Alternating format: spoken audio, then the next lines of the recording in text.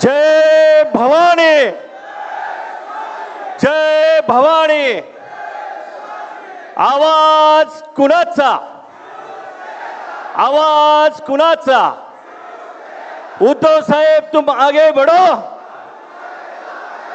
धन्यवाद। जय महाराष्ट्र।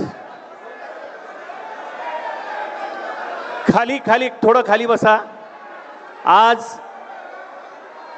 धारा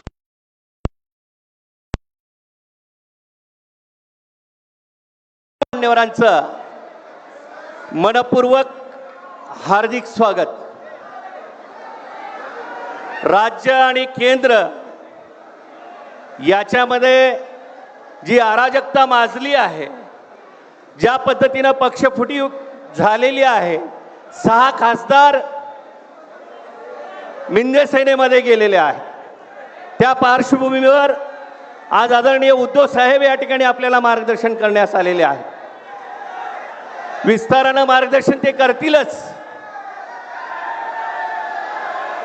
समोरचे छायाचित्रकार बांधव आपला कॅमेरा सेट करून कृपया थोडं खाली बसावं ही विनंती आहे। आज महाराष्ट्रामध्ये तमाम महाराष्ट्राचं लक्ष धाराशिव जिल्ह्यामध्ये आहे। हा धाराशिव जिल्हा निष्ठावंतांचा जिल्हा आहे। आदरणीय उद्धव साहेबांचा ज्या ज्या ठिकाणी दौरा झाला त्या तुलनेमध्ये आपल्या इथली गर्दी, आपल्या इथली निष्ठा ही सगळ्यात महत्त्वाची आहे, हे मी आपल्या सर्वांच्या साक्षीने या ठिकाणी आवर्जून सांगतो आहे। आज केंद्र सरकार आणि राज्य सरकार ज्या पद्धतीनं राज्य करते, ते राज्य करण्याची पद्धत कूटनीतीची पद्धत आहे। नीटचे पेपर फुटले, 22 ते 25 लाख विद्यार्थ्यांचं भवितव्य टांगणीला लागलं। अनेकांनी आत्महत्या केल्या। काल टीईटीचा पेपर फुटला। परीक्षा घेणाऱ्या शिक्षकांच्या परीक्षाचाच पेपर फुटला। आणि आपल्या सर्वांच्या वतीनं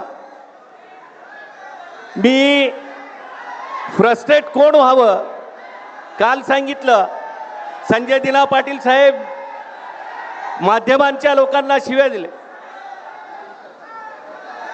फ्रस्ट्रेट ते झालेले, जनता फ्रस्ट्रेट झाली पाहिजे। आता ज्या शेतकऱ्यांचं कर्ज माफ होत नाही ती जनता फ्रस्ट्रेट झाली पाहिजे।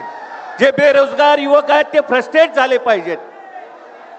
ज्या लाडक्या बहिणींची नावं वगळली ते फ्रस्ट्रेट झाले पाहिजेत। पण फ्रस्ट्रेट कोण होतंय, उद्विग्न कोण होतंय, हे आपण पाहिलं पाहिजे। मी आदरणीय उद्धव साहेब आणि सर्व मान्यवरांचं पुन्हा एकदा मनपूर्वक स्वागत करतो आणि या ठिकाणी थांबतो। धन्यवाद। जय हिंद, जय महाराष्ट्र।